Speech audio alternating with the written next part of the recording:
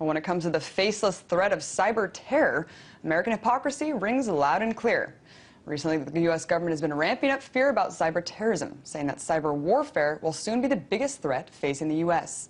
In recent documents, they say that cyber attacks will be viewed by America as an act of war, which could warrant retaliatory military force. But while Congress introduces countless numbers of security measures to prevent attacks, the government's attacking other countries. It's now confirmed that the U.S., working in concert with Israel, created Stuxnet, the computer virus that was used to infect Iran's nuclear enrichment programs. So what precedent does this set for the rest of the world? And will engaging in cyber warfare put America at risk? Trevor Tim, activist with the Electronic Frontier Foundation, joins me now. Tim, what do you think about this hypocritical rhetoric coming from the White House saying that, if someone engages in an act of cyber war, then we can retaliate with military force, and at the same time, here it comes out that they, in concert worked with Israel? Right. This could have huge implications going forward, not just in the U.S., but with other countries. As you said, the Pentagon said a year ago that a cyber war attack on the U.S. could be looked at as a real act of war, and the U.S. could actually retaliate with real weapons. And now we find out last week from the New York Times that the U.S. government is actually engaged in cyber attacks against Iran. And President Obama, according to the New York Times, has been acutely aware of this situation where we're setting precedent for other nations. And that's where the real problem lies, because we've been criticizing China for allegedly attacking United States companies and U.S. governments, while at the same time engaging in the same conduct with other countries. And so this could open up a huge new can of worms. And as the New York Times pointed out, this is a similar situation the U.S. faced in the 1940s when it was developing an atomic bomb. It's really important that we set guidelines and limits to how we act and react in these situations, because it could have huge effects in the future. Trevor, what do you think about the ramping up of cyber terrorism as this giant threat? I mean, we saw Robert Mueller come out and say that it's going to surpass terrorism as the #1 threat facing the nation, and then here it comes out that they're engaging in it all along across these to these other nations. What do you think about them using this threat against our nation to pass legislation like CISPA? Yes, they've been engaged in fear-mongering to pass CISPA, which unfortunately doesn't even really address the cybersecurity issue.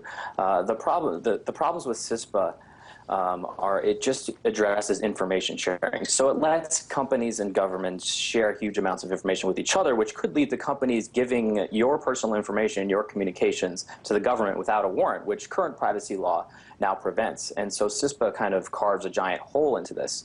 And that's not even really attacking the problem. So if we take Stuxnet for an example, they used 4 zero-day exploits in Stuxnet. Zero-day exploits are essentially vulnerabilities in software that allow attackers to get into a system and take your information. Well, when governments have these, other people have them too.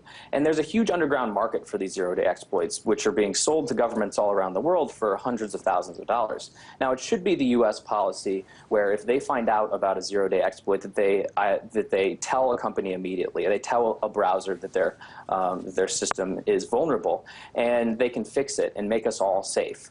Unfortunately, when they keep them to themselves, we're all less safe. Do you think that this could be a possibility that they're trying to create a cyber retaliatory attack against this country so then they can justify passing these bills by doing this covert warfare against Iran? I mean, I wouldn't go that far. I think that there's plenty of evidence that cyber attacks are already happening against the U.S. as well. I mean, not to say that this isn't an invisible, that they're completely making up this threat. What I'm saying is that the laws that they're trying to pass would invade people's privacy and wouldn't accomplish the goals they even want to accomplish. They are using it as an excuse to like lessen privacy laws. But actually, Google came out the other day and said that they were going to start telling users when they think that they're being hit with a state-sponsored attack. And we've already seen Google issue warnings to individual users in the last day or two, including national security reporters and even Obama re-election campaign members saying that their Gmail accounts were attempted to be hacked by state-sponsored state-sponsored hackers. So we know it's a problem, but the way that they're going about attacking it and their hypocrisy in actually doing it themselves is really where the real issue lies. Trevor, what do you think about just our surrounding Iran on all sides with our military and also just the saber rattling and going along with also the taking out of nuclear scientists, that explosion that was suspected to be from Stuxnet that killed multiple people there? I mean, it just seems like we're just saber rattling them, waiting for them to strike. What do you think about that?